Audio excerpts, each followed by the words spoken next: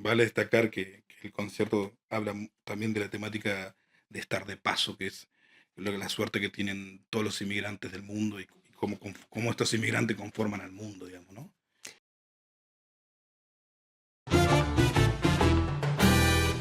Hola a todos, ¿qué tal? ¿Cómo están? Las distancias en nuestro mundo, gracias a las nuevas tecnologías, se han reducido considerablemente en las últimas décadas. Tecnologías que han permitido al espectáculo tradicional convertirse en multimedia. Eso es lo que hace precisamente nuestro invitado de hoy, el guitarrista argentino Nahuel Bustamante, en su espectáculo concierto de paso que presenta este domingo en el Teatro El Duende de Ivry-sur-Seine. Esperemos que las nuevas tecnologías y sobre todo la inteligencia artificial no acaben reemplazándonos, ¿no? Esperemos que no, digamos. Yo creo que hay toda hoy día hay una gran preocupación con la inteligencia artificial y esperemos que el arte no sufra tampoco de ese artificio, digamos, ¿no? De la cuestión artificial. Es lo que creemos que los artistas esperamos, digamos, cómo poner a disposición las nuevas tecnologías y las herramientas a disposición de la expresión genuina, si es que se puede, y que no sean, por lo contrario, de material que finalmente termine corrompiendo, digamos, el arte, digamos. Porque ya se ven en casos, ¿eh? De Pues sí, música compuesta, de cuadros compuestos por inteligencias artificiales, de poesía compuesta. quizás la inteligencia artificial sea demasiado perfecta. Lo interesante de lo humano es el error, ¿no? Y justamente, una de las cosas que creo es que, y en eso por eso que también yo me considero un músico popular, que la gran riqueza de la música popular no está en la búsqueda de la perfección, sino en el encuentro con la desperfección justa. Y eso lo vemos de una manera muy concreta con la cuestión rítmica, que tanto cuesta a la forma de pensamiento pitagórico y occidental de leer los ritmos populares, justamente porque se basan en un sistema muy binario y perfecto, digamos, ¿no? Entonces yo, en defensor de la música popular, no podría estar más de acuerdo con tu apreciación, digamos. Permíteme, Nahuel, que recuerde a nuestros oyentes que has nacido en la localidad de Moreno, en la provincia de Buenos Buenos Aires. Aires, que es una ciudad de mediana talla, ¿no? Me decías 600.000 habitantes, no está mal. No está mal. Moreno ha tenido un gran crecimiento demográfico en los últimos 15 años, digamos. Es un territorio que en principio un poco alejado de Buenos Aires, de la ciudad de Buenos Aires, que está a 60 kilómetros, que en principio fue quien recibió a todos los inmigrantes de las provincias más pobres del norte principalmente y también de otros países limítrofes. Y en un momento empezó a haber un crecimiento demográfico muy fuerte que también fue impulsado porque hubo mucha toma de tierras. O sea que en Argentina se puede decir que hay movimientos de sin tierras y mucha toma de tierra donde Moreno se hizo muy accesible porque también es un lugar que si bien está compuesto con muchas necesidades muy básicas, digamos, porque es un territorio que podríamos decir, para compararlo de alguna manera, es como una favela, digamos. Lo que sí también nace por otra contraparte es que haya muchas organizaciones y sociales importantes que trabajan en la comunidad, digamos. Y eso también posibilitó la reorganización del territorio constante. Si hay una ausencia del Estado, ¿no? 600.000 habitantes y un medio hospital, podríamos decirlo, es un poco una forma de sintetizar Moreno, y por otro lado, uno de los distritos donde hay más organización comunitaria y social por metro cuadrado de Latinoamérica, digamos. Quizás por eso muy pronto vas a formarte en acción cultural, acción social también y artística. Cuéntanos, ¿cómo era la vida social y artística en ese Moreno de tu adolescencia? Bueno, primero que valga la redundancia para el público latino, porque nosotros estamos acá en París, la cuestión cultural y social van de la mano, por lo menos en los barrios populares de Latinoamérica, son dos cosas que van siempre juntas. Yo vengo de una familia en principio militante y con una curiosidad artística muy fuerte, que también se ve exponenciada con el encuentro de mi maestra de arte y de vida, que se llama Livia Cosman. Bueno, ella falleció hace unos años antes que yo De ello emprenda mi viaje. hablaremos. Pero, digamos, la vida mía desde muy pequeño es estar en actividad cultural, en los centros culturales, participando como músico, participando también en conocer lo que es producir de manera muy informal, porque en Latinoamérica tenemos esa posibilidad, ¿no? La posibilidad de producir producto y cultura y festivales de manera informal, digamos. ¿no? Vas a ocuparte precisamente de un festival de arte urbano, incluso vas a crear un centro pluricultural allí en Moreno, ¿no? Eh, Voy a co-crear, se podría Co-crear, por por supuesto. decirlo de una A manera más participar. humilde. Sí, sí, pero esto viene también de parte de mi familia. Hay una tía mía a la que yo quiero muchísimo y que también la tomo como una referencia en lo que es el trabajo, si se puede decir, social, que tenía el sueño de crear un lugar en el medio del barrio donde puedan convivir la pluriculturalidad, que es un concepto yo creo que más de ella, y que con este encuentro, que después hablaremos de Libia, las dos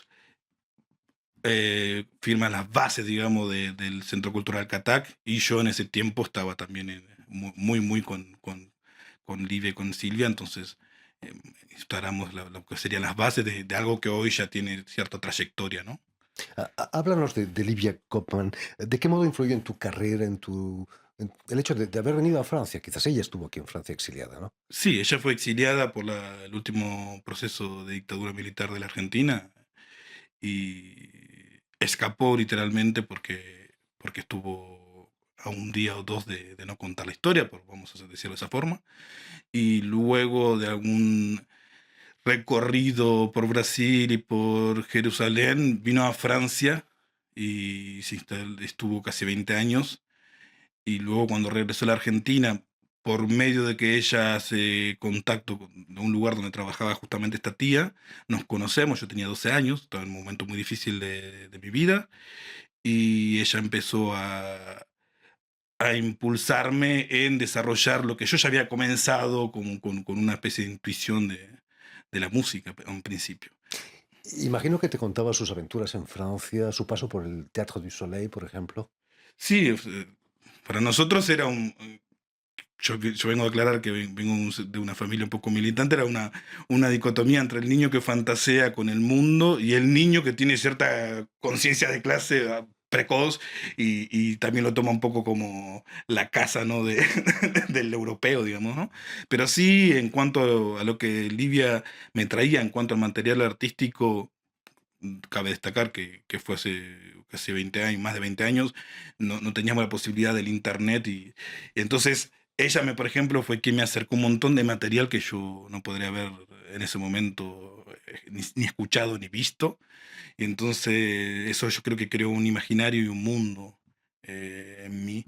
Y luego también la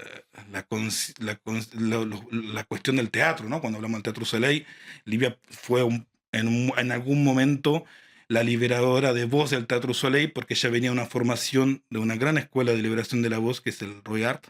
Entonces ella se había formado en Roy Art y luego que es un lugar donde se trabaja la voz exclusivamente a nivel performativo, a nivel de canción, y es la formación que después yo en algún momento haré al venir, digamos. Vienes aquí a Francia por su culpa, ¿no? Por su culpa, O gracias a ella. no, no, sí, sí, en realidad yo tomo la decisión de venir igualmente, porque Livia había fallecido hace un año y yo entendí que también el camino de quien había sido mi mentora me estaba indicando de que tenía que venir a continuar, digamos, mi formación, porque en ese momento yo me estaba dedicando mucho ya a dar formación y a producir otros artistas y yo creo que un poco estaba dejando de lado mi camino como artista y como, entre comillas, productor, digamos, ¿no? Llegas a París en 2016. ¿Qué impresión te da París? ¿Lejos de lo que te contaba Lidia o no? ¿O había cosas que te esperabas ya? Yo, para ser sincero, yo creo que cuando llego a París, yo llego con algo muy concreto que era continuar mi formación y en un momento yo pensaba venir, formarme, generar una estructura y volver, digamos, ¿no? Porque estaba muy atado al barrio, muy atado a mi gente. Y de la cual yo me debo, porque yo me considero un artista popular, yo me considero un cantor más que cantante. Entonces, la impresión que me dio era, primero, estar muy consciente que yo venía como inmigrante y no como turista, porque yo sé que hay mucha gente que llega con una gran fantasía. Segundo, con muchos prejuicios, porque obviamente tengo una formación un poco política. Y después hay que imaginar, yo lo veo con una retrospectiva, un chico que conoce su barrio y apenas es el centro de la ciudad de Buenos Aires, que no conocía cómo viajar en metro, caer en una ciudad como París, sin saber hablar una sola palabra en francés. Entonces fue un gran, voy a decir una expresión muy gaucha, un menjunje de sentimientos arraulados, muchísimas cosas que se me mezclaron, y con muchos prejuicios que algunos se transformaron en juicios y otros quedaron en perjuicios, y otras cosas que son un descubrimiento increíble y de cosas que Das conciertos aquí en Francia, pero también en España, aprovechando que estás en Europa. ¿Vas a conocer el flamenco ahí en España?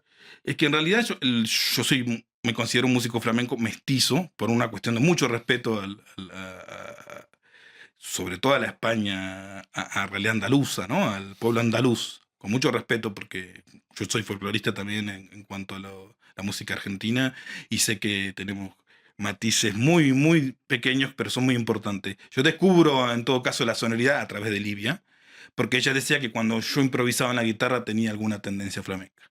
Y después, cuando hago mi viaje cuando llego a Europa, primero llego por Barcelona y aprovecho ese viaje para ir a Andalucía y fue uno de unos viajes más fuertes en cuanto a emociones, porque por ahí va a sonar un poco hasta... Siempre que vamos a decir algo pedante, decimos va a sonar pedante. Casi voy a decir algo pedante, que es yo sentía que estaba volviendo y no que estaba llegando a un lugar, digamos. Cuando empecé a ver estos olivos en el medio de la ruta, estos pueblos blancos de lo cual habla Serrat, que yo soy muy serratero, ¿no? Fue una emoción muy grande. Y después poder encontrar algún tablao por medio de un amigo, argentino también, que no sea un tablao para turistas, sino que sea realmente un tablao gitano, en el cual por suerte tuve la suerte de acceder, conocer y también que una buena gitana me dé una bendición, que así eso fue como... Importante, Eso fue muy importante. importante. Después de tratarme de payo, darme una buena bendición, digamos. Volviendo al espectáculo de este domingo, tocas en el teatro El duende. El Duende. Hay que tener duende para ser un cantautor como tú. Para ser Intérprete. cantor yo creo que sí, no quiere decir yo creo que en realidad es una responsabilidad. A veces tenemos este tipo de preguntas que usted me hace que podría parecerse incómoda. Podría responderse por un lado un poco del ego, pero a veces no tiene que ver con si uno es consciente, si cree o no cree que puede, sino con un sentido de responsabilidad. Yo creo que el cantor popular tiene que estar en encuentro, desafío, pelea y después redención tu constante con el duende. Porque tiene la responsabilidad de llevar el arte que no le pertenece, sino que debería pertenecerle al pueblo, digamos. Entonces, en ese sentido, sea pequeñito o sea grande como artista en cuanto a popularidad, digamos, ¿no? Esa es mi respuesta un poco vaga, digamos.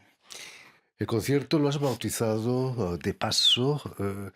Es mucho más que un concierto de guitarra. Pero hay que advertir que es un concierto en el cual hay muchas canciones. Y estas canciones tienen la particularidad de haber pasado un proceso de traducción de más de 130 horas, a tal punto de que encontramos o buscamos encontrar con el equipo una traducción fonética. Que esta traducción se ve en el escenario en forma de subtítulo, porque en vivo, y con esta riqueza incluso fonética, porque lo que buscamos era que el espectador francés no pierda la idea melódica y armónica de lo que está pasando en la voz propia de la lectura.